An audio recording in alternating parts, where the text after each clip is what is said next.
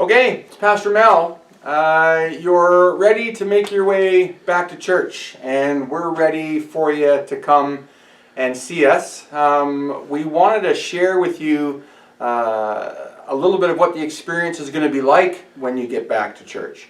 Things have changed. They've changed a lot. So we've made this training video that you can watch before you make your first trip back to TPA for in-person church. So we're going to take you through all the steps from the time that you reserve a space until the time you get here and the service is over and you leave to go home. So stay tuned. We got some interesting stuff for you. Stick with us. It won't take long, and we'll show you what it's going to be like when you get back to us here at TPA. Okay, so you're ready to return. You want to head back to church. Your experience actually starts at home by reserving yourself a spot. So you do that with your cell phone. Go to your cell phone and open up your messaging app wherever you text from, and then start a new message. And you want to text to 204-677-3435. That's our phone number. Okay. You want to text the word reserve to that number. So send a text message. When you do that, you'll get a link sent back to you. Just click on that link. If it's the first time that you've registered, you'll have to fill in your name and your email address. If you've registered with our system before, if you've ever texted us, we should have your information already. But for the first time, you'll have to give us your personal contact information. Then you tell us how many spaces you want to reserve. So your family is a family of 2 or a family of 4. Just tell us how many people. And then you say reserve seats at Sunday service. And it says thank you for reserving seats in advance. God bless. And then you're ready to come to the building. All right, we'll go to the next step now. Okay. All right, so you made it to the building. You've reserved your space by texting reserve to our phone number. And now you're here. Now what happens? Well, again, things look a lot different. When you get here and you find your parking spot, you're going to make your way to the door. One side of our entrance is for entering, the other is for exit only, so you'll make your way into the building right up here.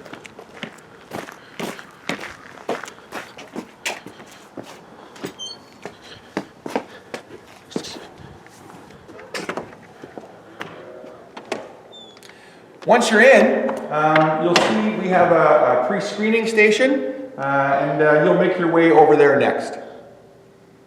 Okay, so you've made it inside. Now it's time to go to pre-screening. So you'll follow the arrows on the floor, making sure you maintain your 6 feet apart. When you get to the table, there'll be somebody here that will ask you some questions. Good morning. Just wanted to let you know that we have to ask you a few questions today, just to make sure it's safe for everyone who's here.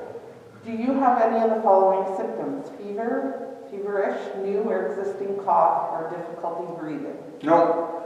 Have you traveled outside of Canada within the last 14 days? No. Have you had close contact with a confirmed or probable COVID-19 case? No. Have you had close contact with a person with acute respiratory illness or who has been outside of Canada in the last 14 days? No. All right, so we can take your temperature.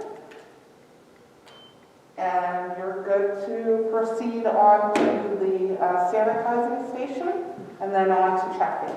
Okay. So once you pass screening, we'll encourage you to sanitize your hands.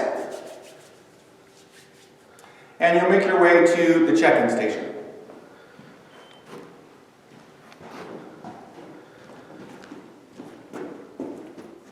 All right, so after you are screened and you go to hand sanitizer, then you'll come into the check-in station. You'll find another volunteer here. And here's what you need to do to confirm that you actually attended the building after you've reserved. you'll open up your either your camera or your messaging app. If you open your messaging app, you'll text the word Checkin to the same phone number, 204-677-3435. And you'll get another link to follow. So you click on that link, and then you confirm how many people actually showed up with your group. So if you reserved for 2 and 2 people showed up, you just type in 2 and check in. And says, thank you for checking in on our worship service today. God bless. That means we have a record of your visit. And if by some rare instance somebody does end up being sick at church, we can contact all the people that were in attendance on that particular Sunday. And just so you know, after 21 days, all the information as far as attendance goes is eliminated. We won't be keeping that information for any longer than we have to. And once you've checked in, you're ready to move on to the next place. All right, so once you've checked in, you can go a couple different places. You can proceed to guest services. That's our new kiosk here. We'll have a volunteer there. They'll be ready to help you. If you go to guest services, this is a place where you would come to get an activity bag for your children. Children grade 5 and under will have activity bags ready for them on Sunday mornings for your kids to use during church. The volunteer here will give you an activity bag. After service, we'll have a bin available for you to drop the activity bags back in so we can sanitize them for the next week.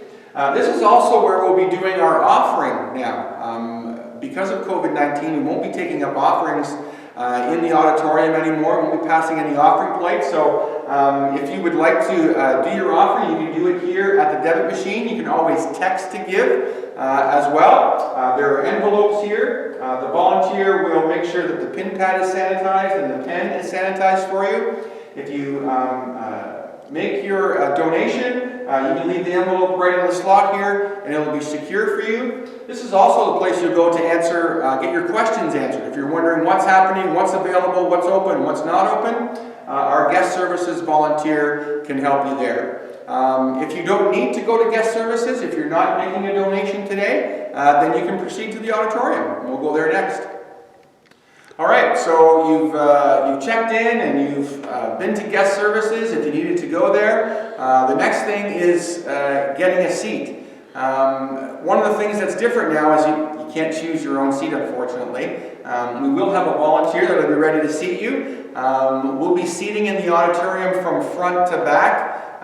So as we fill up the auditorium, we'll be seating people farther to the rear. So when you get here, our usher is going to show you to the next available seat.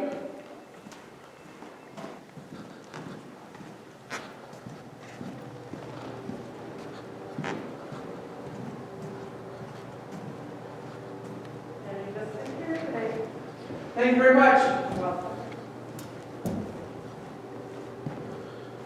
So, once you're seated, you'll be waiting for the service to start. Doors will open actually every Sunday 30 minutes before service time, so we minimize the amount of time that we're together. So once you're seated, we'll wait for the service to start. We ask people to remain in their seats as much as possible to avoid moving about unnecessarily. The less contact we have with one another, the better. Also, if you're coming with your family, especially if you have small children, we're asking you to keep your children with you so they're not getting closer than 6 feet to the people that are near you. If you have a car seat, your car seat needs to remain on the seat as well. It can't be on the floor beside you because, again, you won't be physically distanced the way it's suggested. For the month of August, at least, there won't be any congregational singing. We will have worship music playing during the service, but we are discouraging people from singing to make it as safe as possible. You can clap, you can sway, you can dance, you can shout hallelujah, but we're asking people not to sing. Next, we'll show you what happens when it's time to leave. So, service is concluded. It's time to leave. To minimize the amount of contact we have with one another, we will exit the auditorium from back to front, the opposite way that we were seated. That means the back rows will be dismissed first, and the front rows will be dismissed last. We ask you to exit the building right away once your row has been released. We don't want any socializing in the lobby again because that's not safe. If you do have to stop by guest services on the way out, please try and remain 6 feet away from other people. And we hope to see you again real soon. All right, thanks. Bye-bye. So here's something. What if you have to use the bathroom? What do you do for that during the service? Well, we've made some adjustments and arrangements as well. If you need to use the washroom when you're here in the building, we ask you just follow the arrows. They're clearly marked, so if you're going to exit the auditorium, either when you leave or if you have to get up during the service, just follow the arrows.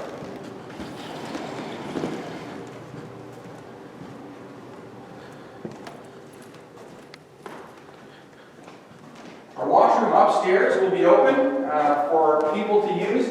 This is the only washroom we'll be using during our Sunday morning services. We have left the downstairs closed off for now, just to minimize how much cleaning we have to do. And we'll have quite a small crowd on Sunday with a maximum of 50 people in the building, so one washroom is what we're going with. You'll note that there are some areas that are closed off. The area to downstairs or the offices is closed. The nursing mom's room is off limits for now, as well as the nursery, you can see, and the doors to downstairs. So there's lots of signs in the building now, new signs that you haven't seen before, signs on the floor, signs on the walls. We just ask you to pay attention to those signs that will help you know where you can and can't go. So thanks again for watching, and we hope to see you real soon here at TPA.